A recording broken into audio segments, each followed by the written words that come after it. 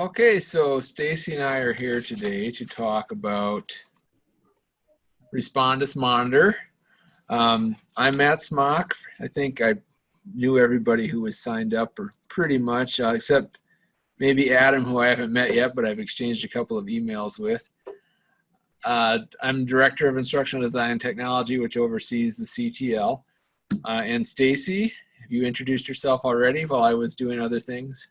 I did only with Adam, just because he and I were on initially. But I'm Stacy Boyer Davis. I'm an assistant professor of accounting in the College of Business, and I'm also your extended learning and community engagement scholar, the online learning scholar for the university for the next year. This is my second year of the 2-year contract. So I'm here to help with anything online, from online course design to delivery to the global review standards. And I'm here to help Matt today with Respondus Monitor. So you're all here, presumably, not just because you thought you wanted to see Bob's Robert Redford filter or hear yet another webinar by me, but because you're interested in learning about Respondus Monitor and monitoring exams remotely in our distance environment that we're at least partially still in. So I brought up, and I think you should be able to see on your screen now, Google Doc that we have our documentation on Respondus Monitor. I'm not going to go through all of this right now because you can do that on your own time, but I'm also putting the link to that in the chat so you can look at it yourselves. And this goes over some of what we're covering now too, which is what is Respondus Monitor. First thing to know about it is, because there's sometimes some confusion about this, that it's an add-on to the Respondus lockdown browser that records your students while they take their exams.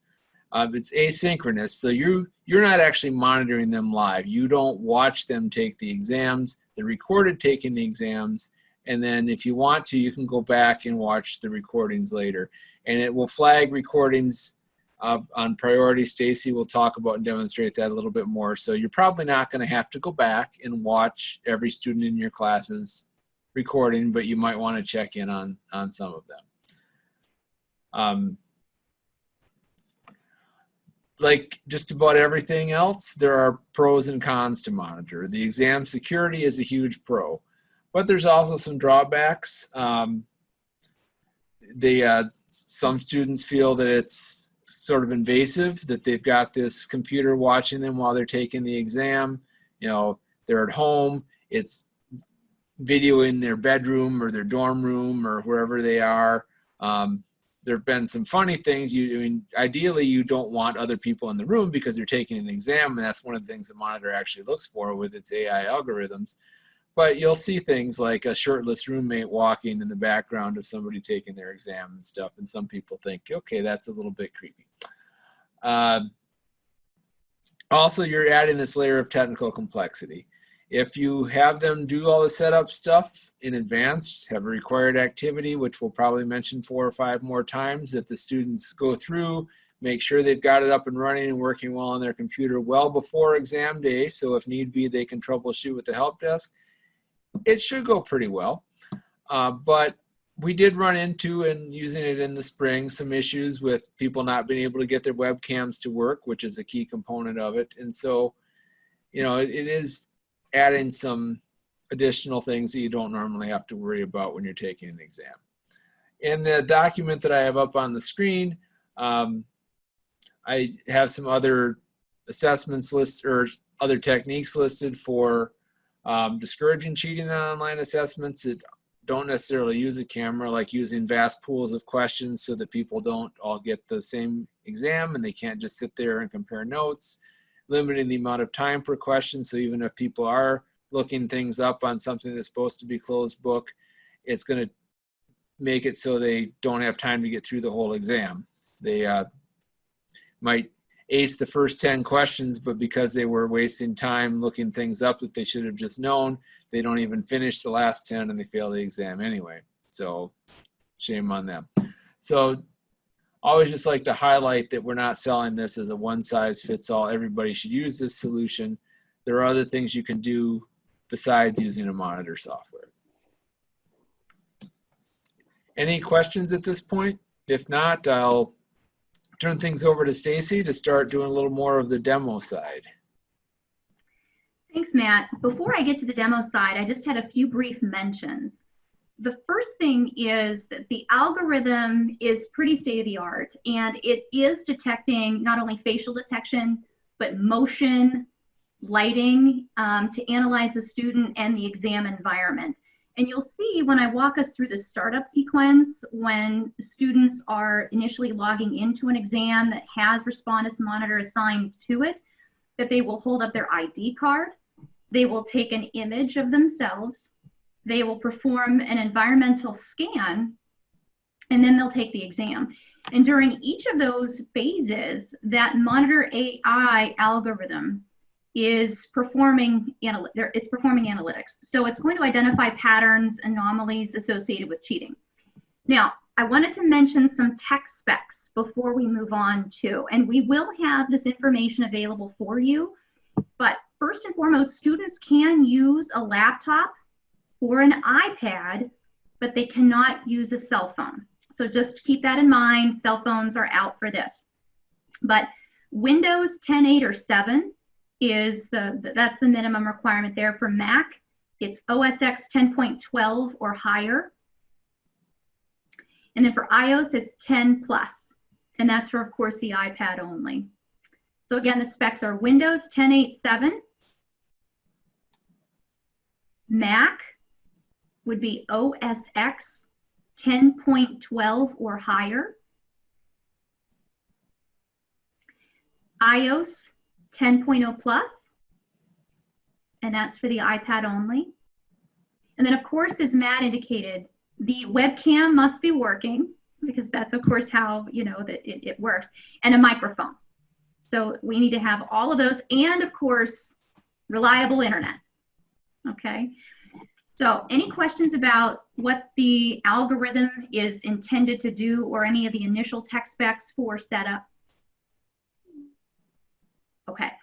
And like I said, we'll make that available for you, so that way, if you were taking notes there, if I went through it too quickly, that you can have those available. All right.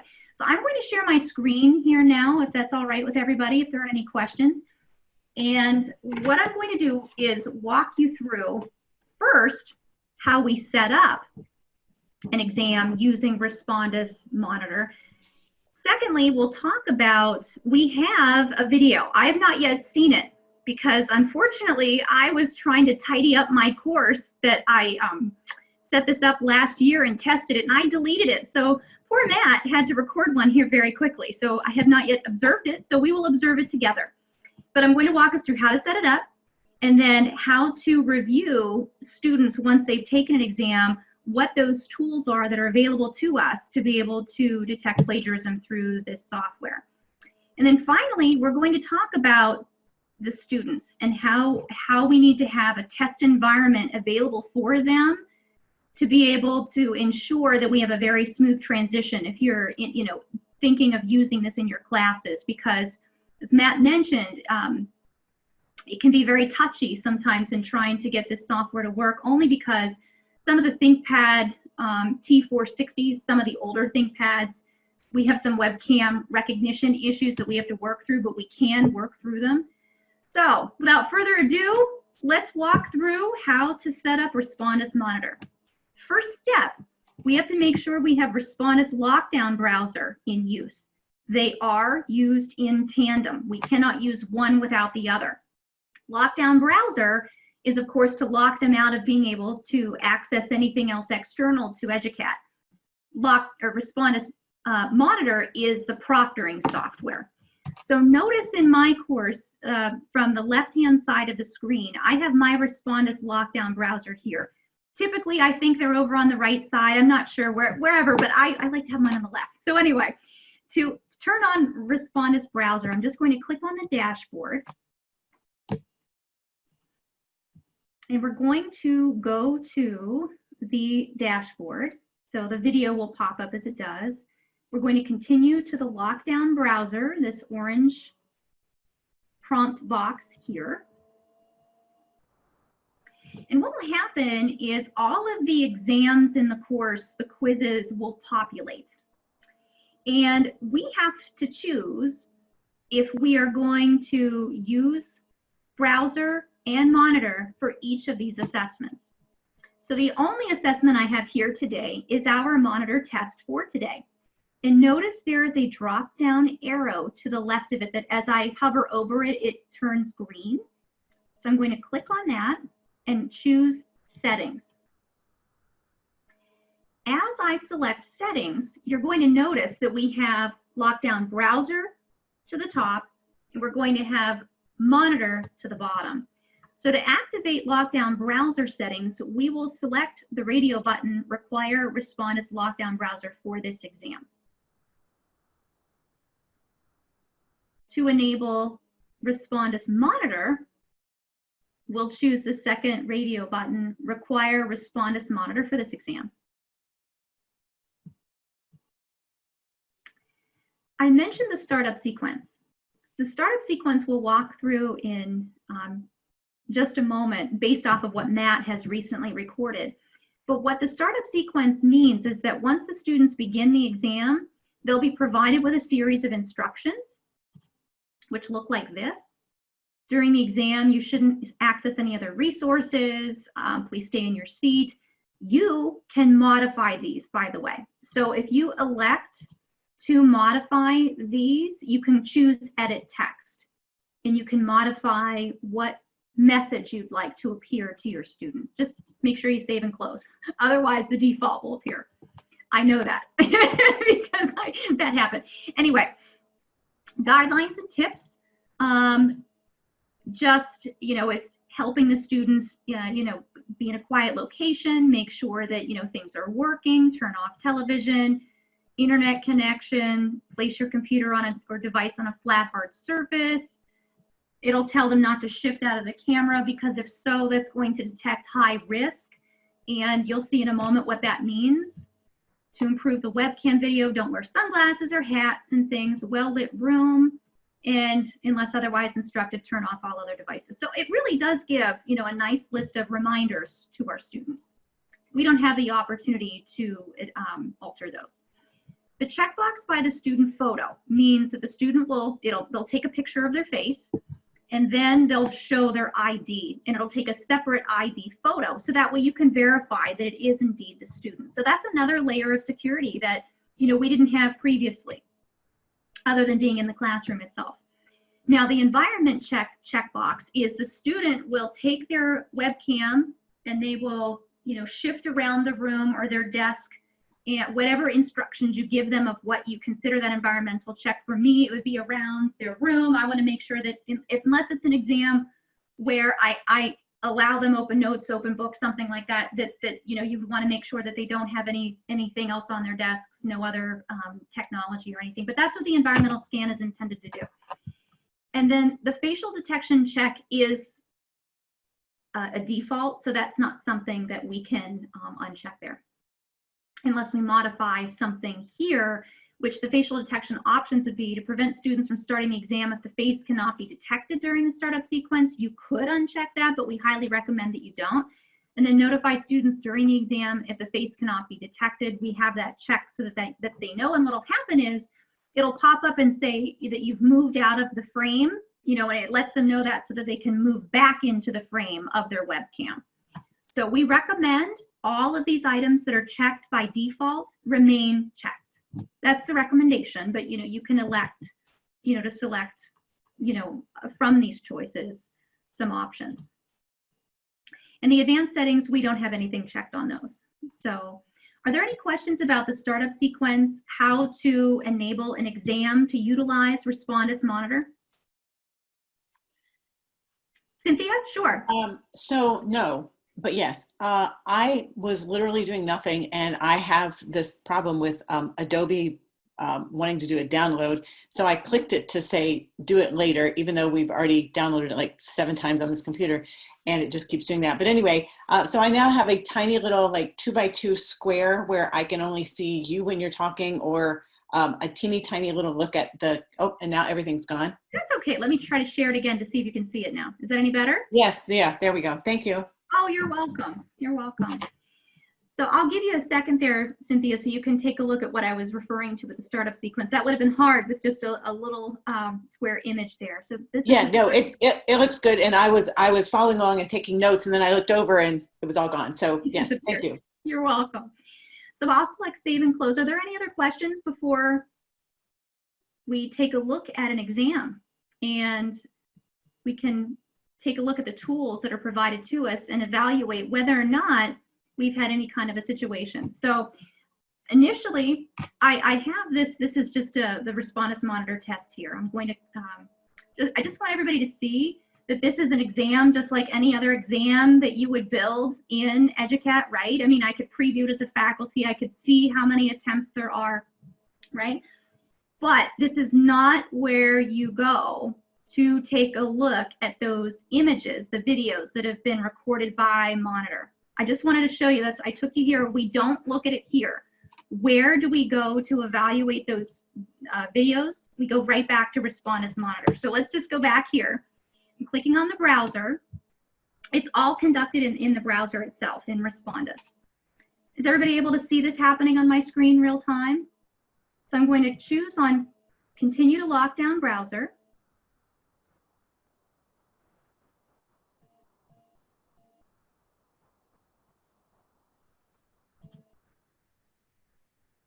Everybody there?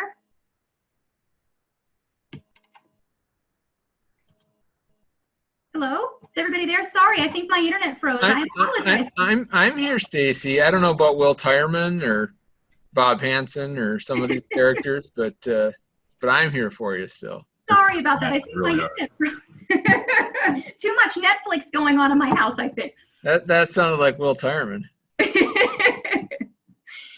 All right, so we manage our Respondus monitor recordings from Respondus itself. So I'm taking us right back to that exam where we set it up to show that we had, you know, the monitor selected and the browser. And you remember how I chose those attributes from the settings menu? Instead, now to see our class results from the exam, right in Respondus, we click right on that exam, and from the menu, we're going to select class results. Okay, so this is a new feature, a new field, a new area of Respondus that you haven't yet seen if you haven't used this. So what this will do is for every exam, it's going to populate in the list, every single one of your students that completed the exam, and you'll get a head count. You'll have the number completed or the number not attempted, and you'll be given a risk category for each of those students, whether they're low, medium, or high priority based off of the algorithm. The beauty of this, so I see we have Willie Wildcat is who completed the exam today. So we're going to, you notice there's a star or a cross box here. It's a selection, we can open that up. All right, and take a look at what we're afforded here. Well, first of all, we're given the heat index, and notice that the priority is high. So it's highly probable, although it isn't always guaranteed, that we may have some risk for, some cheating here. Again, it's based off of facial recognition. It's based off of other risky behaviors that the algorithm is detecting. So first, what I'd like to do is walk you through what we see on the screen. Again, we have the heat index here, high. The priority for review is high. The number of flags, 1. It's not giving us the detection time for that. Matt just recorded this. Thank you, Matt. So I apologize that it's not giving us the exact time. Here is one of the caveats to Respondus monitor. It can be in upwards of 8 to 12 hours before you're able to see these videos after the conclusion of an exam, okay? Now, we're fortunate that we have this video today because it's only one video. It's not really getting used a great deal right now. So, we were afforded the luxury that we could get this today. But it just realized during the semester, it could be, half a day before you're able to see and evaluate these things. But it's telling us that the reason why that there's a high issue, in this case, we do have some low facial detection, and there's some explanation here of what that means. That there could have been poor lighting, maybe he was improperly positioned, something like that. We'll see here in a moment. We'll play his videos. As I scroll down, notice that we have the student photo. So this is what happens when the student will take their own image, and we can see Willie Wildcat here. The next, the student will take an image of their ID. In this case, the ID is a bearded dragon. So Wildcat Willie, bearded dragon. I don't know if they match. We might have an issue to get started. So then, this is the environment video. Okay, so he shifted around but didn't, look at the desk or anything like that. I see a computer in the back of the screen that might not be allowed by you as the tester, so something to consider there. All right, now we're going to, this was a pre-exam, here we go.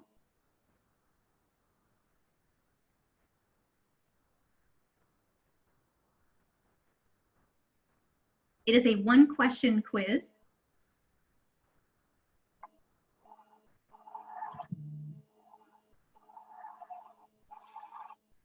And there it is. So we don't see anyone entering the room. We don't hear anyone else speaking. The detection issue was definitely, it could have been low lighting, but also it looked as though he may have been moving out of the camera itself. But these are, and I see there was a chat that popped up here. Let's see what we have. Oh, maybe I didn't. Okay. Sorry about that. I thought we had a question. Okay, so this is what we're provided with for every student who takes one of our exams when Respondus Monitor is active. Now, the software is not intended that we review every single student. I'm thinking the psychology class that has 300 students in it, right? The intention is management by exception, where we can take a look at the review priority, and obviously you'd want to take a look at those with high. Those that might be in a medium priority could be questionable. I'm not saying that somebody in a low couldn't very well, have a cheating situation, but it would be highly unlikely. So, but really management by exception is the way to use this software, and, just realize it's only as good as the algorithm, which is great, but there are some limitations, and I just want you to be aware of that. And one of the other limitations is, I experienced this with my class of about 70. I tested this with them this past spring, and it takes some time for students to activate this software. I mentioned that the webcam could be problematic in some of our older T460s.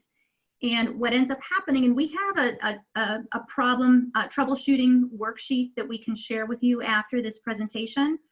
But with the T460s in particular, we have to deactivate our webcam and reactivate the webcam, so that way Respondus Monitor can detect it. And we even had to update our drivers for the webcam. It seemed to be that was a bit problematic as well. But I know it took me, I have one of the old T460s, and it actually did take a couple of hours of back and forth of trying to get these things to work. Now, we were just initially troubleshooting it to begin with, so it shouldn't take nearly that long now that we know, how to go through the steps. But you would want to make sure. Work with the help desk, where Stacy and I were two of the first people to try it, so we were spending most of a day just trying to get the darn thing to work. But the advice for students is basically to try the troubleshooting tips that Respondus gives you in their wizard, and if those don't work, contact the help desk and they can walk them through getting it to work. So nobody should have the frustration that we had of trying to work on it for 4 or 5 hours. No, and the help desk has gotten more accustomed to, and they'll continue to get more accustomed to this software the more faculty that use it for their classes. But they've already been exposed to this several times through Matt and I, so they're building their expertise level with this. And I think initially the thought had been that a webcam was broken or something like that, but it really isn't that. It's trying to get the drivers to work along with the software, but they can help with that. So it's not a burden on the faculty to incorporate the software into your courses. So what I recommend is have a test window where it's students can, maybe you perform that in class, or maybe it's something they do on their own. I had a folder set up specifically in EduCat just for this Respondus monitor test. I just had one question set up, were you able to get it to work or something like that? It was, whatever you'd like to set up, but the issue is, making sure that they can get their webcam to communicate with the software. Once they do that, you really shouldn't have any trouble the rest of the semester, unless on a very rare occasion they have some equipment that would break or something like that, and that doesn't happen, very often. So, but other than that, it's pretty seamless. It's very, efficient to activate, but you just have to make sure that for every exam that, that you include that attribute. But then thereafter, the management of the process itself, it provides a lot of information for us. So I can answer any questions that anyone may have regarding the setup, regarding the management of the exam process itself, and or any troubleshooting that we might need to do, or the students may need to do.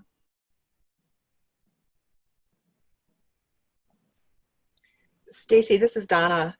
I just had a question. I'm trying to imagine how the students are reacting to this, and I'm guessing that they may, like you said, the invasion of privacy issue.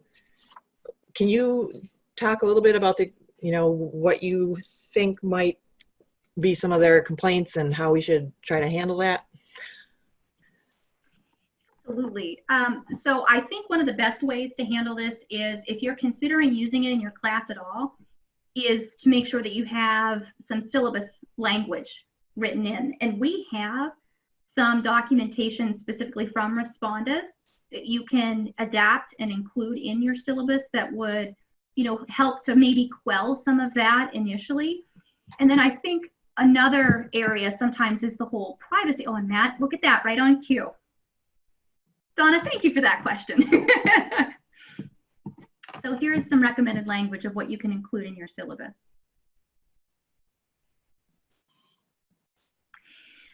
One of the issues that students have, it's related to privacy, right?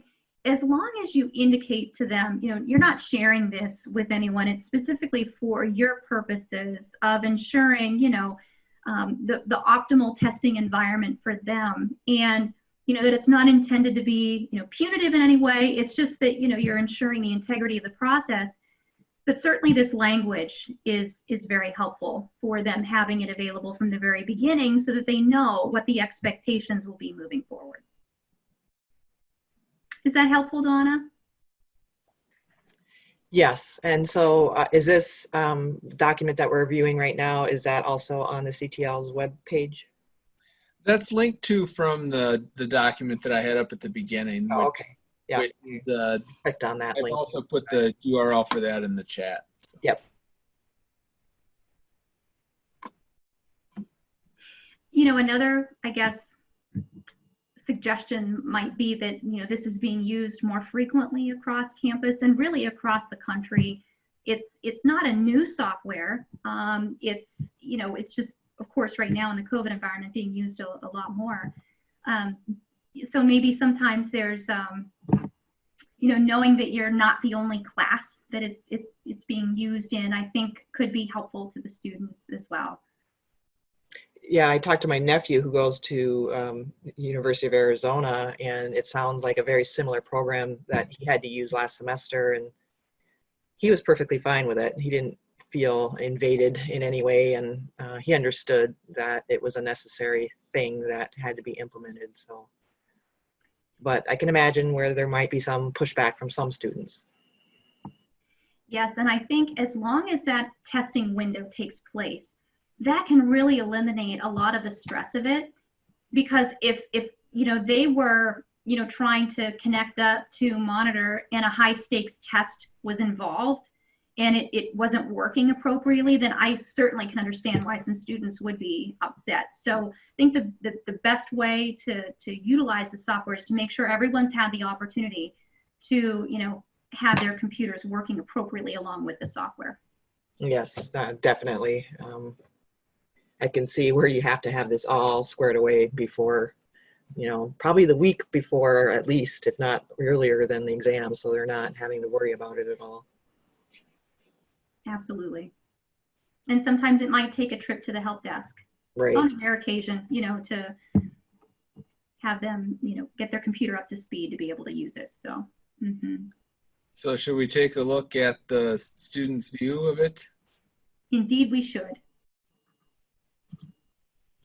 Okay, so this is a little bit different than we would normally share a screen for this part, because since I'll be using the lockdown browser as my alter ego, the lockdown browser would make me quit Zoom were I to use it on this computer. So I have a webcam pointed at another computer. So it's not going to be quite as pretty as a real screen share, but it should work. Especially if you spotlight my video. There we go. Okay, so I'm logged into Stacy's class as my alter ego, the cleverly named Matthias Smockster. And I'm going to go down here to take her test.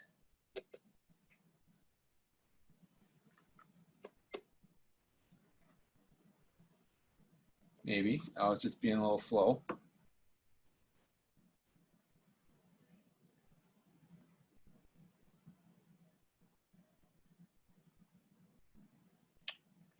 Stacy, it says that I already took this test, so you're going to have to give me another attempt.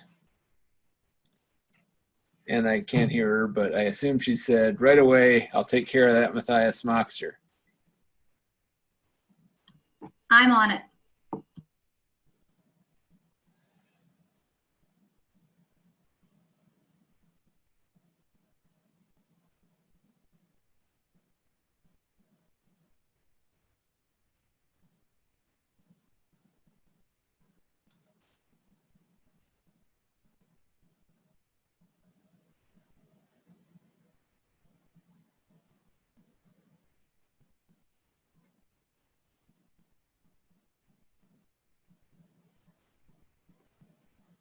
You're good to go.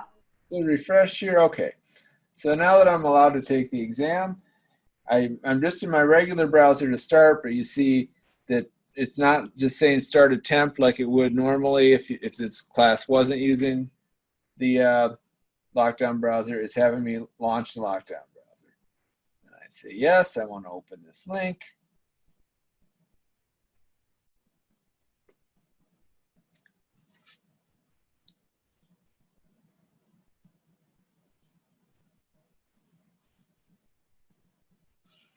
And I want to start my quiz.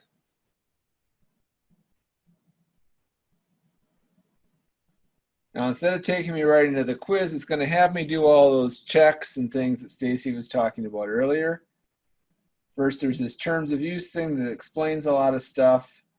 And of course, I'm not going to read it right now. And none of your students will either, though maybe they should. I don't know. I'm going to agree. It's going to have me do a webcam check. And it says, do I see my image in the window? I actually don't see my image in the window. This is a tablet type computer and it has a back facing webcam. So it's actually using the back facing webcam and taking a picture of the wall. That's no good. So I have to change it to make sure it's using the right webcam. And there I am. Here's the webcam that I'm using to broadcast this all to you. I'll click yes now. Now I have to record a 5-second video to make sure that everything is working, that it's picking up my audio correctly. I can't wait to take this accounting test. Accounting is so exciting that I wish I was really an accountant. Then it'll play it back for me. I can't wait to take this accounting test. Accounting is so exciting that I wish I was really. So it worked. I can continue on to the next step. Here there's the additional instructions.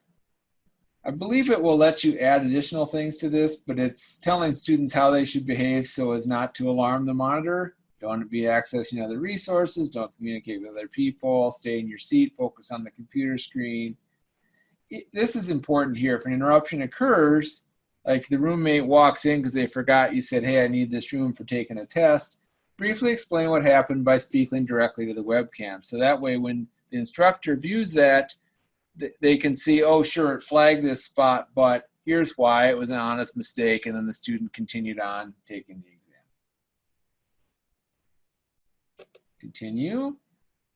Give some additional tips here. You just have to read through these. Now we get to the part where it's going to take my photo first.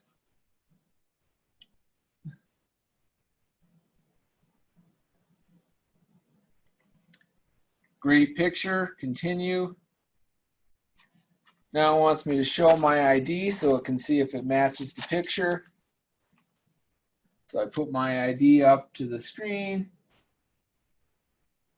take that picture, and continue.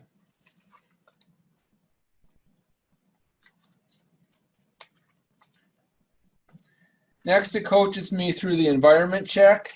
It says to make sure the area around my computer is clear of papers, books, phones, etc. My office is a mess. I left here in a hurry on March 23rd, and it wasn't in great shape then, and it hasn't gotten any better since I got back a few days ago. So I'm to start recording and slowly tilt and pan the webcam so a brief view of the area around the computer can be made, and they can see that my office is a mess and probably not what they're looking for. Stop recording that.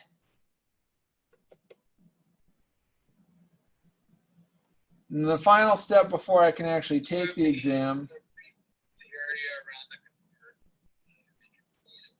Yeah, that's fine. Is the facial detection check. I got to get in here. It gives me a thumbs up so that it knows I'm in frame.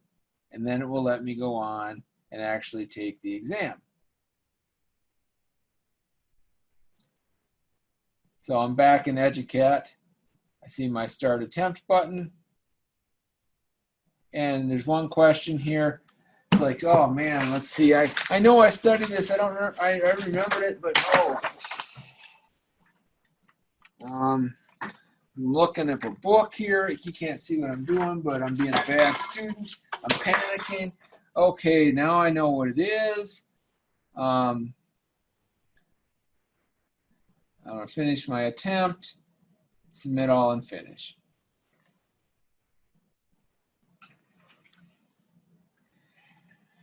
And then the final screen it gives me, it seems like I knocked the camera out of focus there. It's asking me how things went. So if I had technical problems or something, this is where I can note what happened. Maybe I lost my internet connection partway through. I had no problem, so I leave it checked on all went smoothly. Click submit, and I'm done.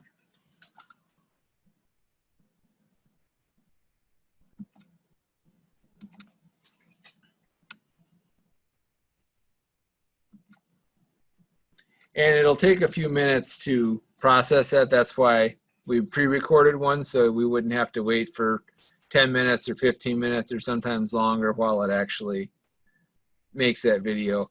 That one should be flagged a couple times because I wasn't real well behaved during the exam.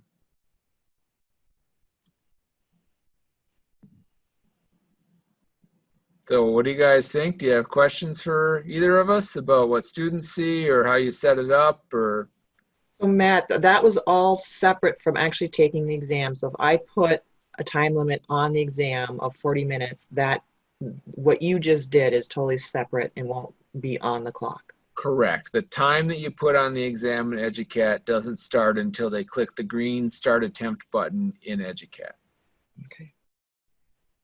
And then if a student doesn't pan around, doesn't pick up their laptop and pan around very well, is the algorithm smart enough to catch that and say, you know, it's not going to stop them. It's going to let them continue, but I think it's going to flag them and you're going to see them as a high priority one. So then it's on the instructor to decide what to do about that. Like if they panned around and you really couldn't see their desk at all, you have no idea if they had a book or, you know, set of notes there. Right. You're probably at that point, you're going to want to watch that video a little more closely than some of the other ones and see, are they focused on the screen like they should be, or are they looking over here at something? Yeah. Unfortunately, I mean, it is just a guide. It's not, it can't really tell you, yes, this student was definitely cheating. I mean, there are some examples. Carrie Schuling actually told me one from somebody that she knew that had used it in another school, where the woman either panicked who was taking the exam or forgot partway through that she was being recorded, and she just grabbed a book and started blatantly looking up answers. All there in the video. Well, at least it's obvious. Yeah, that one it wasn't a judgment call. Yeah. Yeah. So that's a question of who do you believe, me or your lying eyes?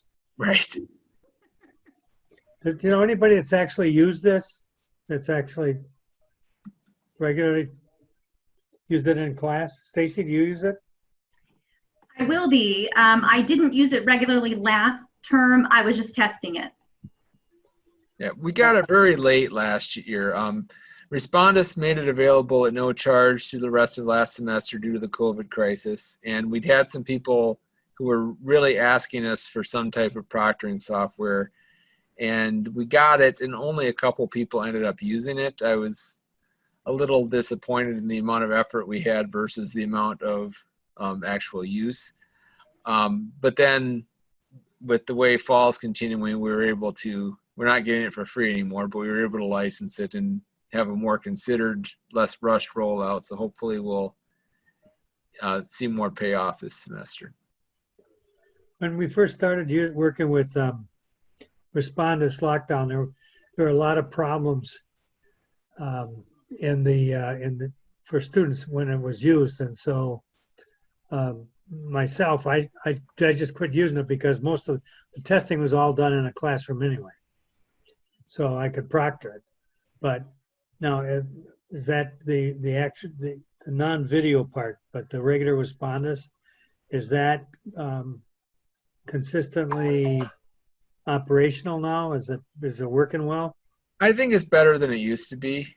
It's still possible for it to conflict with things that are on certain students' computers, because students put all sorts of stuff on their computers and it doesn't like them. I'll also say it's not infallible. I mean, there are people who found ways to work around it, as they will work around any security thing. It's not the majority of people, and nobody that I know personally at Northern, but things that I've heard or read about that.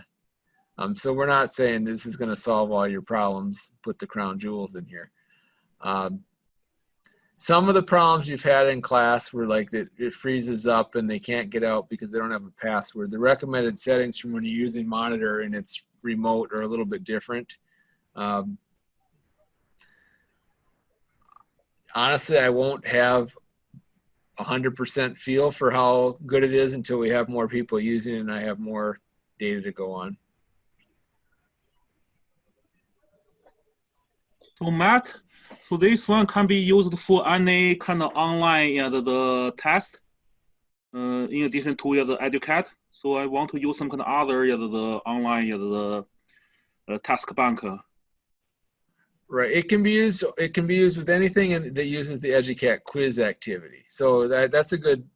So you can't use it like with your publisher website. But if you have a test bank from your publisher that gets loaded into EduCat, you can definitely use it with that. Well, only from EduCat, not from other website. Correct. Right. That's a problem. Yep. And only with the EduCat quiz activity, not with the assignment Dropbox or any of the other things, which is something I never even thought of people wanting, but we had somebody that wanted to submit things through the assignment Dropbox and use Monitor, and it only works with the quiz activity.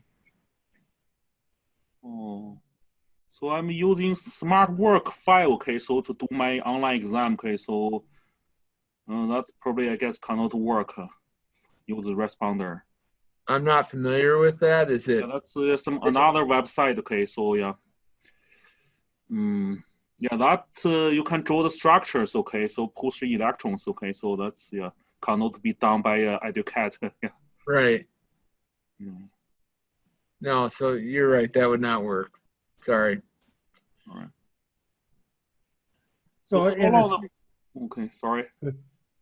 in a split class environment where only half are coming and half are online, did I see in the rollout there that it's possible for half the class to be online and the other half in the classroom? And that it'll still function?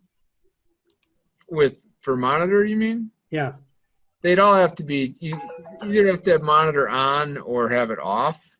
So in that case, you would have your students, even who are sitting in the classroom, they would have to take it with monitor, which would be kind of weird, but it would work. just as easy to have them all do it online then.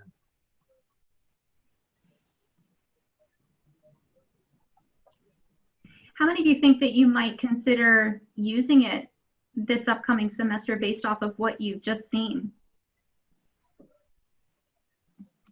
Okay. Yeah, I think I would use it, but going back to the previous question there about half in the classroom, half remotely, I could see where some students might complain that it should be fair and either we all take it in the classroom or we all take it remotely and not have this half in person, half, because if they're in person, I'll be there and I can help answer questions to those that are live, that are with me. It's much easier for me to clarify things. And usually when I give my exams, I have a lot of students asking me questions. And so I could see where that might become an issue. The students that are taking it remotely might, say that's a disadvantage. Sure. And I mean, Bob's question about whether it would work technically is, yes, but there's other models you might look at for your tests that, I mean, it's hard to keep everything perfectly equal in this environment, but I mean, one thing would be to look at offering your test with different questions on 2 different days. Unfortunately, students sometimes help each other. I don't quite understand that, but but I've heard other people talking about that they're going to do all their testing in class because that's what the environment that they're comfortable administering an exam in, but they're only going to be able to have group A in on Monday and group B in on Tuesday. So they'll have 2 different versions of their exams for both days. Yeah. I think I would implement this though, the monitoring on top of Respondus. For the fall semester, I think it's after experiencing the last 2 sets of exams from the winter semester and seeing how scores magically rose. I just don't. People had so much time to study when they were staying at home, Donna. Yes, I know. So I, gritted my teeth and pushed through that semester, but I cannot see doing a whole semester where the opportunity to cheat is just so easy. I'm not comfortable with that.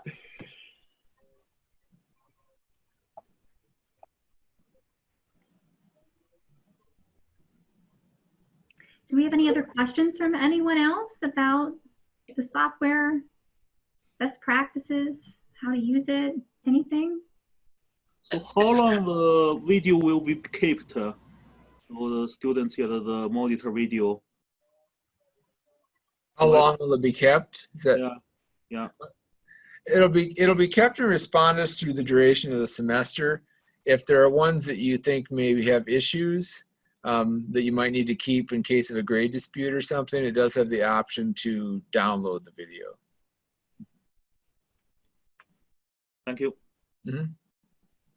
Hi, this is Adam. Do you think it would be a good practice to just have a kind of a dummy assignment that every student takes before the actual exam? They all go through the motions of getting their photo, their ID photographed, and just take a few dummy questions and then submit the assignment. And then that gives them about a week or 2 or however much time you want to actually go through those test videos, identify any problem areas, and work with your students in that regard. 100% yes. That is ideal because then, they're ready, you're ready, you can minimize any trouble before you get to that high stakes or, where there are points or percentages, at the ready, and they could be ready then for their assessment and not have that worry, of, is this going to work for me? So yes, if you can incorporate that test or, the test assignment or quiz or whatever before the real thing, then that would be ideal. Great, thank you. You're welcome.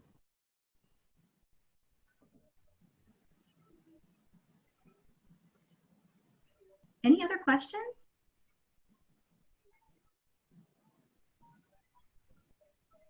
Well, Matt and I thank you so much for your time today. We really appreciate it. Matt, the recording will be posted online. Sure.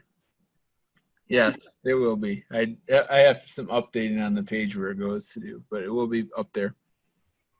And of course, I'm always available for assistance, consulting, if I can be of any help whatsoever. And our fabulous, fantastic, outstanding Center for Teaching and Learning is always available too. Thanks for the plug, Stacy. You're welcome. Thanks, everybody. Nice job. Thank you very good job. much. Thank you. Bye. Bye.